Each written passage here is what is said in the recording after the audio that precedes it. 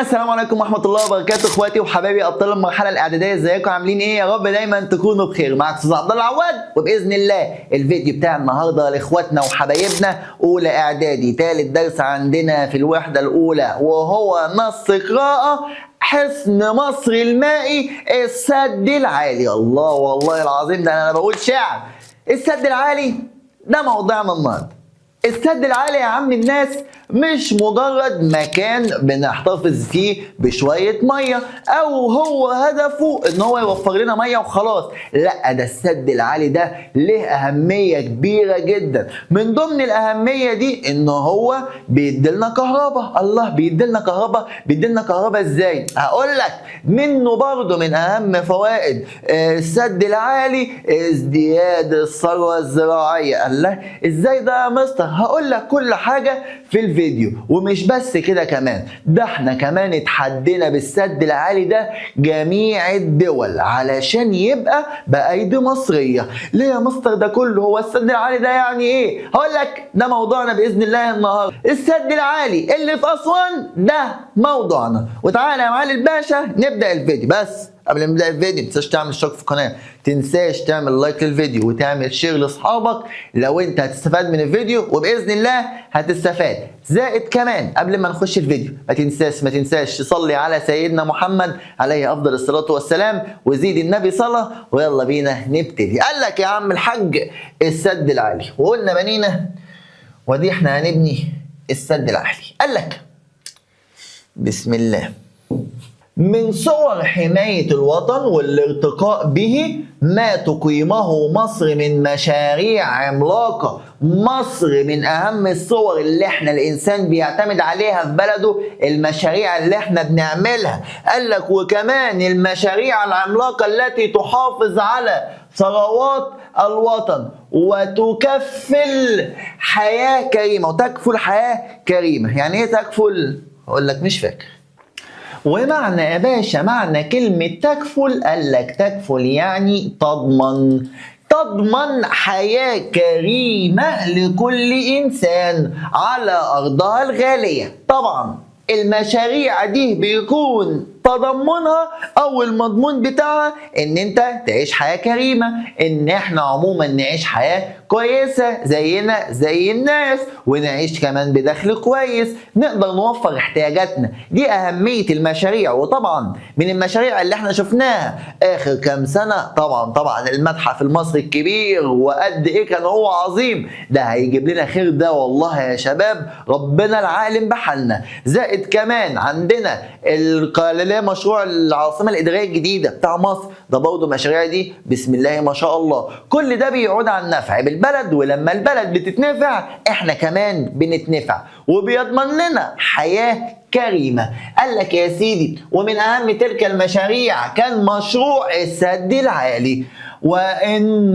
وإن خطى الشعب المصري خطواته الأولى، الشعب المصري ساعتها كان أول خطواته نحو الاستقلال والتنمية. ليه يا مصر؟ أنا بكلمك ساعة الاحتلال الإنجليزي. لا، إحنا كنا ساعتها في احتلال، كنا لسه على يعني خطوات أولى كده، وبسم الله الرحمن الرحيم لسه بنقول يا هادي هنستقل وهنكون دولة حرة. لسه بنقول يا هادي. أول حاجة عملناها كده بسم الله الرحمن الرحيم مشروع السد العالي. فقال لك كنا نخطو خطواتنا الأولى نحو الاستقلال والتنمية عقب ثورة 1952، والتنمية بعد وعقب ثورة 1952. قال لك برزت أمامه قضية كبرى تمس أمنها. قال لك تمس يعني إيه؟ قال لك والله تمس يعني هنا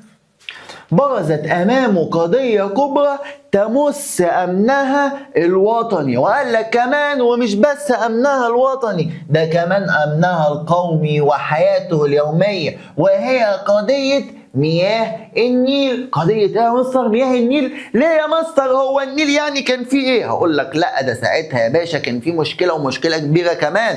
ليه يا مستر ما كانش عندنا نيل ولا ايه؟ لا يا باشا كان عندنا نيل، بس الفكرة ان احنا كان في اوقات عندنا بتيجي في مصر وكان ساعتها مية نهر النيل بتبقى كتيرة والخير بيبقى كتير قوي، فمية النيل بترتفع، ولما مية النيل بترتفع ايه اللي بيحصل؟ ده كانت بتحصل بلاوي. كان يا مستر المية بتطلع في الشوارع وبتعطل حركة السير والمواصلات، ده مبدئيا. زائد كمان المية لما بتطلع الناس الغلابة الفلاحين اللي موجودين على ضفاف نهر النيل وفي الدلتا كان ايه اللي بيحصل؟ كان اللي بيحصل ان البيوت بتاعتهم بتتدمر ومش بيبقى موجود ليهم بيوت، لان برضو بيوت زمان سنه 1952 مش زي بيوت دلوقتي، كانت بتبقى عباره عن شويه اسمنت وشويه خشب كده وخلاص، البيوت دي كانت بتبوظ. طيب يا مستر دي لما مياه نهر النيل بتكتر، طب ولما بتقل؟ لما بتقل طب دي مصيبه. طيب ما انت اكيد عارف الميه لما بتقل الخير بيقل، مفيش زراعه، زائد كمان الحاجه اللي هتتباع بجنيه هتتباع ب 2 جنيه. ليه؟ مفيش ميه، بدل ما كيلو الطماطم هيكون ب 5 جنيه لا ده هيكون ب 10 جنيه. ليه؟ مفيش ميه نروي بيها، فكل حاجه هتعود بالسلب على البلد، سواء ارتفاع مياه نهر النيل او انخفاض مياه نهر النيل، لان ده بيكون له وقت وده بيكون ليه وقت برضه حسب فصول السنه، لان ساعات في فصول من فصول السنه مش بيبقى موجود فيه مطره وفي اوقات بيبقى فيه موجود مطره، فهي على حسب. ولازم مصر دوله كبيره زيها زي مصر تكون عامله حسابها في اي وقت من الاوقات هنعمل ايه في الميه الزياده وساعات نقصان الميه هنعمل ايه. قال لك فقد كان نهر النيل العظيم يفيض فيغمر الأرض. يفيض هنا يعني يكثر، ويغمر يعني يملأ. ويغمر يعني ايه؟ يملأ. كان يفيض ويكثر ويملأ الأرض كلها بالمياه، وقد ينحسر فيعرض البلاد للجفاف، ويظل اعتماد المصريين عليه اعتمادا كاملا في الزراعة والحياة. ومعنى كلمة ينحسر هنا يقل، هنا قال لك حاجتين، يا إما المياه يفيض ويكسر ويمتلئ الأرض، أما يا معالي الباشا ينحسر ويقل ويصبح محدودا، وده في وقت وده في وقت على حسب فصول السنة يا معالي الباشا. طيب يا مستر زي الفل، ايه كمان اللي بيتم؟ وقال لك بالرغم من ان سد اسوان الذي بني في فترة 1899 ل 1902 كان قبل السد العالي موجود فيه سد بيسمى سد اسوان، كان حاجة محندقة كده صغننة، كان حاجة ايه؟ سد على صغير، ابن السد العالي بس ايه صغير كده ايه على قده. قال لك ده ما كانش بيكفي. يعني ايه يا مستر ما كانش بيكفي؟ هو السد ده عباره عن ايه؟ تخيل كده انت معاك كوبايه ميه، معاك ايه؟ كوبايه ميه، وكوبايه الميه دي عماله الميه بتاعتها بتزيد على طول، عماله ايه؟ بتزيد. فانت اول ما الميه هتزيد وهتوصل لحافه الكوبايه هتعمل ايه؟ اول ما توصل لحافه الكوبايه هتبدا الميه تنزل من جانب الكوبايه وتبدا تغرق الدنيا. ده كده ميه النيل لما بيجي ساعه الفيضانات وساعه الخير والبركه لما بتحل على البلد، اللي بيحصل زياده المستوى المياه بيرتفع وتبدا المياه بقى ايه؟ تتدلدق كده من جانب النيل وتبدا تروح ايه؟ تبدا تروح في القرى وتبدا تروح في المدن. طيب يا سيدي السد العالي ده بقى بيعمل ايه؟ السد العالي ده كانك كده حاطط الكوبايه دي في طبق، حط كوبايه ايه؟ في طبق. تخيل هتقعد تزود الكوبايه في ميه، ايه اللي هيحصل؟ هل هي هتغرق الدنيا؟ يا مستر الميه لو انت زودتها في الكوبايه هتنزل في الطبق، ومهما زودت الطبق بقى كبير، جاب طبق بسم الله ما شاء الله كده كبير، مهما يا مستر هتقعد تملى في الكوبايه هيتدلدق، الدلدقه دي هتنزل في الطبق في مكان محصور. ممكن بعد كده على فكره يا مستر الميه اللي موجوده في الطبق دي نستخدمها بعدين. الطبق ده بقى هو السد العالي، ما كانش موجود قبل كده. امال كان موجود ايه؟ كان موجود سد بيسمى سد اسوان، حاجه كده محندقه صغيره على قدها. بعد كده يا معالي الباشا هيبدا يتبني جنب السد ده السد العالي. قال لك ساعد في حجز جزء معين، جزء صغير من مياه نهر النيل وتنظيمها، الا انه لم يكن كافيا. السد بتاع اسوان ده لم يكن كافيا. اما يا مستر ايه قال لك ما كانش كافيا لامال المصريين؟ اذا ظل عاجزا عن مواجهه الفيضانات الكبيره وتوفير المياه في سنوات الشح. قال لك يا سيدي كان النهر ده وكان نهر النيل لما بيفيض كان كل اللي احنا عايزينه ان هو يساعدنا في ايام الشح. ومعنى الشح ايه؟ قال لك الشح يعني الفقر. فين يا غالي؟ اهو الشح يعني ايه؟ الشح يعني الفقر. ساعة لما يجي لنا جفاف وساعة لما يجي لنا الفقر والقلة والندرة في المياه قال لك كنا بنحتاج سد يكون عندنا، بنحتاج مكان يكون حاجزين فيه الميه، نقدر لما يكون في جفاف نفتح يا باشا والرزق يجيلنا. ساعتها برضو عايزين نزرع اراضي زراعيه تانيه، عايزين سد، عايزين حاجه تكفي احتياجاتنا. وده يا معالي الباشا اللي خلى المصريين والدوله تفكر في انشاء السد العالي. زائد كمان ان هو لم توفر الكهرباء التي تحتاج اليها مصر لدفع عجلة الصناعة الحديثة. ولدت فكرة السد العالي الذي يعد اعظم الانجازات في تاريخ مصر واعظم مشروع هندسي شيد. الله طبعا شيد ده هنا يعني بني واقامة، بني وايه؟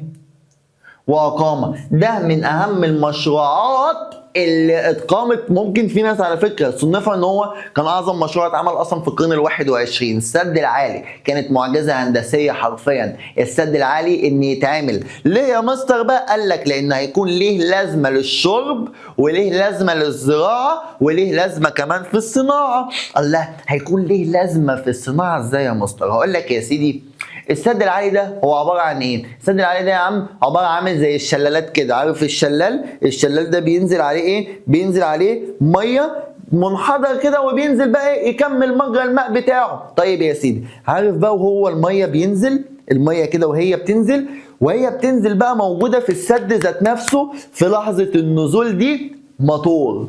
يعني تعالى نتخيل كده ايه؟ موتور زي ايه؟ زي العجله كده، زي الايه؟ العجله. فلما الميه تنزل على العجله اللي بيحصل او لما بتنزل على الموتور بيبدا يتحرك. ولما الموتور بيبدا يتحرك بفعل الميه اللي نازله بسرعه قوي اللي بيتم بتولد طاقه كهرومائيه، وبنمسك الطاقه الكهرومائيه دول وبنروح نشغل بيها المصانع. شفت احنا بنستفاد من كل حاجه ازاي؟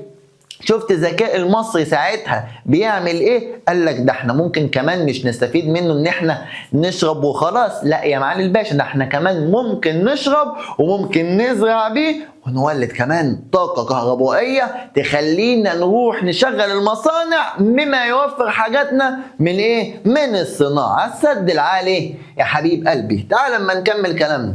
وقال لك يا سيدي ان هو ما كانش السد العالي مجرد عملا هندسيا بل كان رمزا للاستقلال. كان رمزا للايه؟ للاستقلال. لانه هو شهد كتير قوي على حاجات عدت على مصر، من ضمنها يا سيدي برضه اللي زي ما قلت لك اللي هو الاحتلال الانجليزي، وان احنا خلاص اصبحنا دولة حرة فاصبح رمزا. ومعنى كلمة رمزا يعني شاهد، أصبح شاهدا على الاستقلال. وزائد كمان الإدارة المصرية ورفضها للضغوطات. فحين قررت مصر بقيادة الرئيس الراحل جمال عبد الناصر بناء هذا السد، يعني كده يا مستر كان بيتبني امتى؟ أيام الرئيس الراحل رحمه الله جمال عبد الناصر. قال لك فحين قررت الوقت اللي قررت مصر تبني فيه السد العالي واجهت الكثير من التحديات. ليه يا مصر؟ هو مش شويه اسمنت وشويه رمل وشويه خشب ونعمل سد؟ لا، هي الفكره مش فكره موارد ولا الفكره الكلام ده كله. الفكره يا معالي الباشا ان كل الدول كانت عايزه تشارك في بناء السد العالي. مثلا عندنا فرنسا كانت عايزه تشارك في بناء السد العالي. ليه بقى؟ علشان تدفع لك شويه فلوس كده، تقول لك خد ابني السد العالي بفلوس فرنسيه ولا فلوس انجليزيه، ويجوا بعدها بكام سنه يقول لك السلام عليكم. عليكم السلام. عايز ايه يا عم الانجليزي؟ عايز ايه يا عم الفرنساوي؟ السد العالي ده بتاعنا. السد العالي ده احنا لينا فيه، الميه اللي في السد العالي ده احنا لينا فيها. ليه ليك فيها؟ ليه؟ عشان احنا دافعين، علشان احنا الميه اللي موجوده فيها دي احنا في منها جزء بتاعنا، احنا دافعين فلوس في السد العالي. فده كان اكبر تحدي، ان مفيش مليم ولا في بني ادم واحد غير مصري يشارك في حته بناء السد العالي، من حيث الموارد ومن حيث الفلوس ومن حيث كمان العمال يا سيدي، كلهم يبقوا مصريين، علشان مفيش حد يجي يقول لك انا بنيت، اصل انا عملت، اصل انا اديتك. مفيش يا حبيب قلبي الكلام ده كله. لذلك من قوى دولية عارضت المشروع لأسباب سياسية. طبعا الدول عارضت، ومعنى كلمة عارضت يعني رفضت. عارضت يعني اهو رفضت. في بعض الدول رفضت يا حبيب قلبي ان احنا نبني السد العالي. ليه يا عم انت مالك؟ لا والله اصل موقعه مش مريح، لا والله اصل السد العالي ملوش لازمه. وكانوا عايزين يرفضوا بخلاص، بص عايزين يرفضوا، مش عايزين الخير يجوا لبلدنا. بس على مين يا معالي الباشا؟ مفيش حد وقف قدامنا. قال لك وكمان بعض المؤسسات الماليه حاولت تفرض شروطها، بعض المؤسسات بقى الماليه. طب بقول لكم ايه، السد ده يتعمل بكام؟ بمليون؟ نديك 2 مليون ونقول لك شروطنا. لا. طب نديك كام؟ لا. في بعض المؤسسات الماليه عرضت علينا فلوس علشان نعمل السد العالي، بس احنا كنا بنرفض رفض تام، عايزينه 100% صناعه مصريه. قال لك يا سيدي وتمويل بناء السد العالي، لكن مصر عزمت واصرت على تنفيذ المشروع بمواردها الخاصه وبارادتها الحره. لايه؟ لتثبت للعالم انها قادره على اتخاذ قرارات مصيرية دون وصاية. يعني ايه وصاية؟ يعني بدون تسلط، بدون مشاركة حد وبدون حد ان هو يكون خانقنا. وصاية يعني تسلط وتحكم، مفيش حد يقدر يتحكم فينا خلاص نهائي. احنا عايزين الحاجة دي تبقى بتاعتنا، وعايزين الحاجة دي تبقى 100% مصرية. نكمل كلامنا.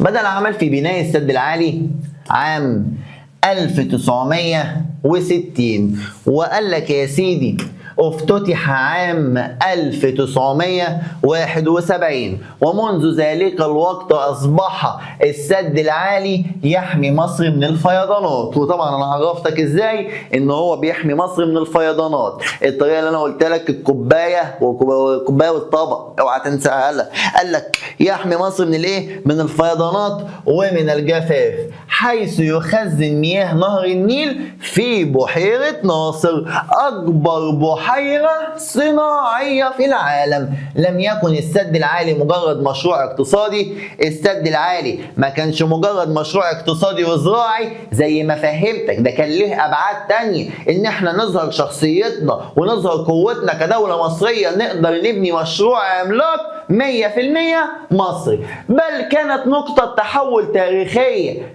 في مسيرة بناء الدول، فمن خلاله حققت مصر مكاسب عديدة، حيث استطاعت تأمين احتياجاتها المائية. ومعنى كلمة تأمين يعني توفير. معنى كلمة تأمين يعني ايه توفير؟ قال لك ان ده كان عامل ان احنا نوفر كل احتياجاتنا، سواء عامل مائي او غذائي او عامل كمان زراعي. احنا موفرين كل احتياجاتنا، عندنا السد العالي يا باشا، هو في حد قدنا؟ قال لك يا سيدي وقال لك زيادة الرقعة الزراعية. طبعا عندنا مية كتيرة يبقى عندنا زراعة كتيرة. وقال لك توليد الطاقة الكهرومائية، لسه قايل لك الموتور والمية والشلالات اللي نازلة. قال لك فقد أسهمت في دعم الصناعة والتنمية. قال لك معنى كلمة الدعم يعني ايه؟ الدعم يعني التقوية.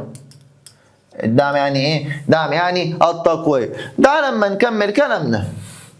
قال لك ولقد تحول السد إلى صمام الأمان لمستقبل مصر المائي، وفي ظل التحديات المتزايدة التي تتعلق بندرة المياه. وندرة يعني قلة. طبعا الموضوع ان احنا خلاص يكون عندنا قلة وندرة في المياه، الموضوع ده اتقفل الباب بتاعه بعد السد العالي.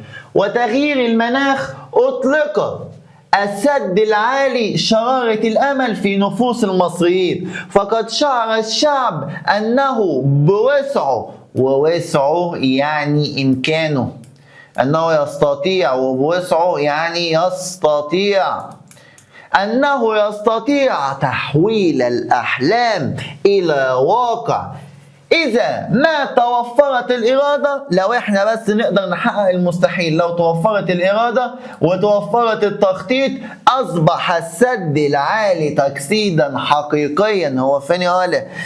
كده الأستيكة أهو.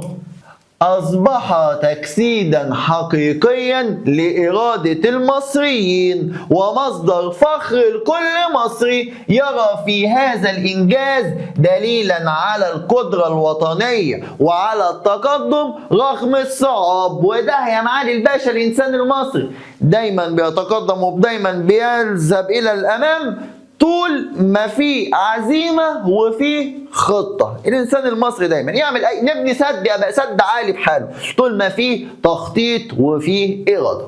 قال لك وإن السد العالي دعوة دائما للحفاظ على المياه. مش معنى ان احنا عندنا سد عالي ان احنا نهدر في المياه، مش معنى ان احنا عندنا سد عالي خلاص يا باشا نمسك الخرطوم ونقعد بالميه يمين وشمال. لا يا حبيب قلبي، لازم نحافظ على الميه، فهي ثروة لا يمكن الاستغناء عنها، واذا تمثل امننا القومي فعلينا جميعا ان نستخدم المياه بحكمة.